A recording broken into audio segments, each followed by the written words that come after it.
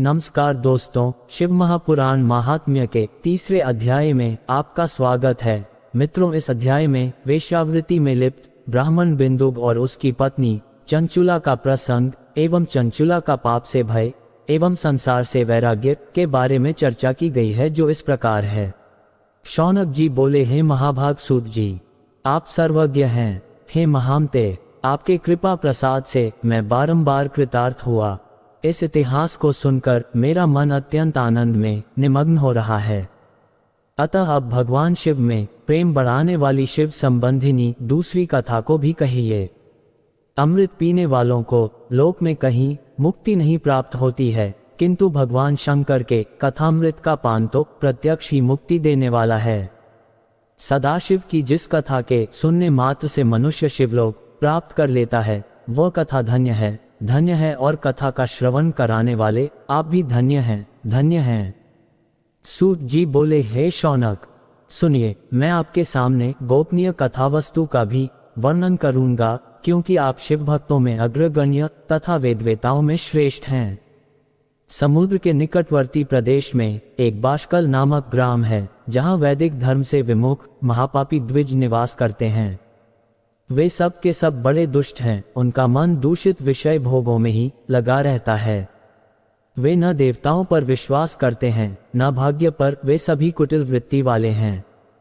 किसानी करते और भांति भांति के घातक अस्त्र शस्त्र रखते हैं। वे पर स्त्रीगमन करने वाले और खल हैं। ज्ञान, वैराग्य तथा सद्धर्म को वे बिल्कुल नहीं जानते हैं। वे सभी पशु बुद्धि वाले हैं और सदा दूषित बातों को सुनने में संलग्न रहते हैं। जहाँ के द्विज ऐसे हों, वहाँ के अन्य वर्णों के विषय में क्या कहा जाए। अन्य वर्णों के लोग भी उन्हीं की भांति कुत्सित विचार रखने वाले, स्वधर्म विमुख एवं खल हैं। वे सदा कुकर्म में लगे रहते हैं और नित्य विषय भोगों में ही डूबे रहते हैं। वहाँ की सब स्त्रियां भी कुटिल स्वभाव की, स्वेच्छाचारिणी, पापासक्त, कुत्सित विचार वाली और व्यभिचारिणी हैं। वे सद्व्यवहार तथा सदाचार से सर्वथा शून्य हैं। कुजनों के निवास स्थान उस बाष्कल नामक ग्राम में किसी समय एक बिंदुक नामधारी ब्राह्मण रहता था। वह बड़ा अधम था। वह दुरात्मा और महापापी था। यद्यपि उसकी स्त्री बड़ी सुंदर थी, तो भी वह कुमार पर ही चलता था। कामवासना से कलुषित चित्त वह वेश्यागामी था।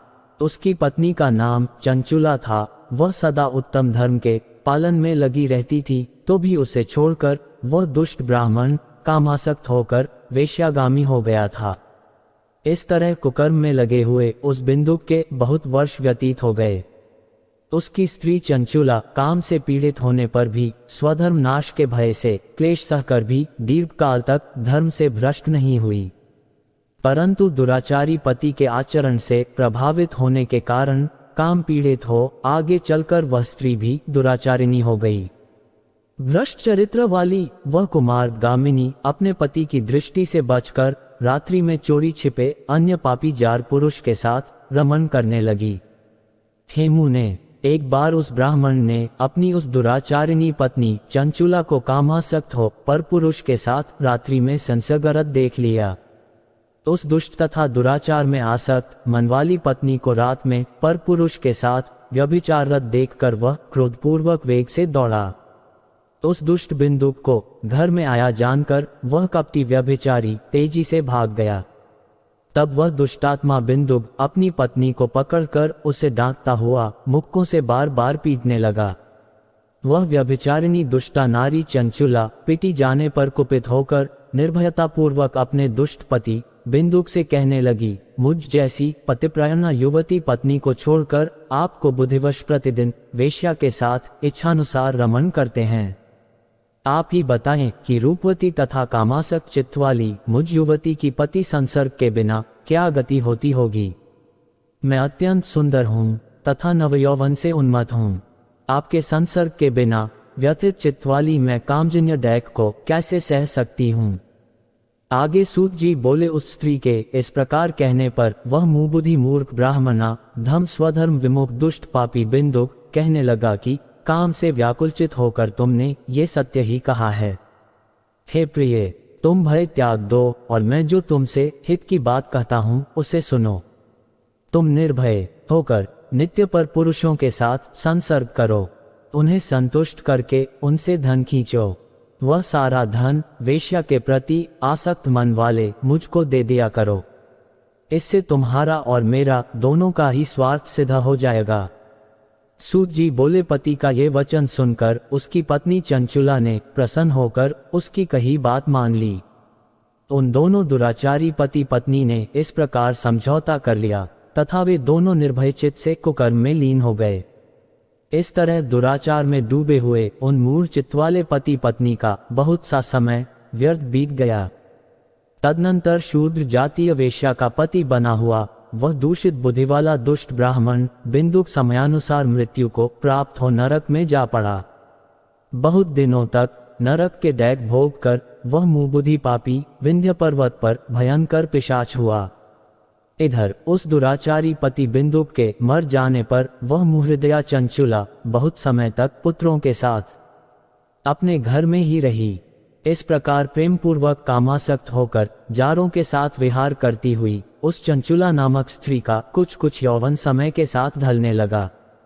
एक दिन दैवयोग से किसी पुण्य पर्व के आने पर वह स्त्री भाई बंधुओं के साथ गोकर्ण क्षेत्र में गई।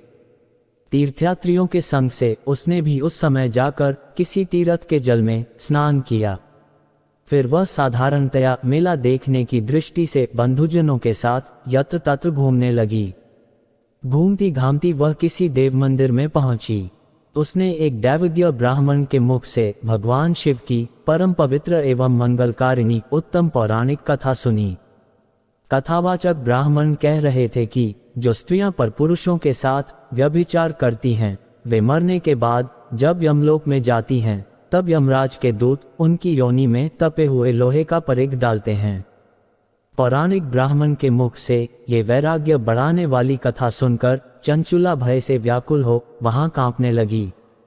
जब कथा समाप्त हुई और लोग वहां से बाहर चले गए तब वह भयभीत नारी एकांत में शिव पुराण की कथा बांचने वाले उन ब्राह्मण से कहने लगी, हे ब्राह्मण, मैं अपने धर्म को नहीं जानती थी, इसलिए मेरे द्वारा बड़ा दुराचार हुआ है। स्वामिन, इसे सुनकर मेरे ऊपर अनुपम कृपा करके आप मेरा उद्धार कीजिए। हे प्रभो, मैंने मुबुद्धि के कारण घोर पाप किया है। मैंने कामांध होकर अपनी संपूर्ण युवावस्था व्यभिचार में बिताई है। आज वैराग्य रस से ओतप्रोत आपके इस प्रवचन को सुनकर मुझे बड़ा भय लग रहा है। मैं कांप उठी हूँ और मुझे इस संसार से वैराग्य हो गया है। मुझ मूढ़ चित्त वाली पापिनी को धिक्कार है। मैं सर्वथा निंदा के योग्य हूँ।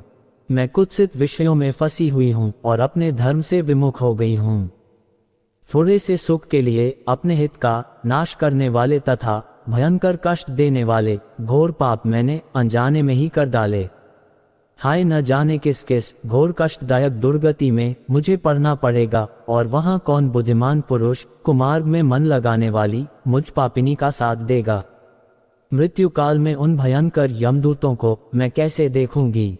जब वे बलपूर्वक मेरे गले में फंदे डालकर मुझे बांधेंगे तब मैं कैसे धीरज धारण कर सकूंगी।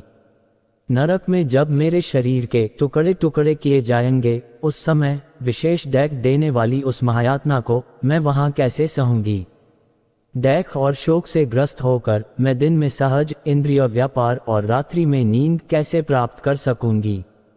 हाय, मैं मारी गई, मैं जल गई, मेरा हृदय विदीर्ण हो गया और मैं सब प्रकार से नष्ट हो गई, क्योंकि मैं हर तरह से पाप में ही डूबी रही हूँ। हाय विधाता, मुझ पापिनी को आपने हठात ऐसी दुर्बुद्धि क्यों दे दी जो सभी प्रकार का सुख देने वाले स्वधर्म से दूर कर देती है। हे द्विज, शूल से बंधा हुआ व्यक्ति ऊंचे पर्वत शिखर से गिरने पर जैसा घोर कष्ट पाता है उससे भी करोड़ गुना कष्ट मुझे है। सैकड़ों अश्वमेध यज्ञ करके अथवा सैकड़ों वर्षों तक गंगा स्नान करने पर भी मेरे घोर पापों की शुद्धि संभव नहीं दिखती। मैं क्या करूं, कहाँ जाऊं और किसका आश्रय लूं। मुझ नरकगामिनी की इस संसार में कौन रक्षा करेगा। हे ब्राह्मण, आप ही मेरे गुरु हैं, आप ही माता और आप ही पिता हैं। आपकी शरण में आई हुई मुझ दीन अबला का उद्धार कीजिए, उद्धार कीजिए। सूत जी बोले, हे शौनक, इस प्रकार खेद और वैराग्य से युक्त हुई चंचुला उस ब्राह्मण के चरणों में गिर पड़ी। तब उन बुद्धिमान ब्राह्मण ने कृपापूर्वक उसे उठाकर इस प्रकार कहा। इस प्रकार श्री स्कंद महापुराण के अंतर्गत शिव पुराण महात्म्य में चंचला वैराग्य वर्णन नामक तीसरा अध्याय पूर्ण हुआ। वीडियो को अंत तक देखने के लिए धन्यवाद। यदि आप चौथा अध्याय सुनने में अपनी रुचि रखते हैं तो कृपया कमेंट करें, साथ ही चैनल पर नए हैं तो तुरंत सब्सक्राइब जरूर करें। ओम नमः शिवाय।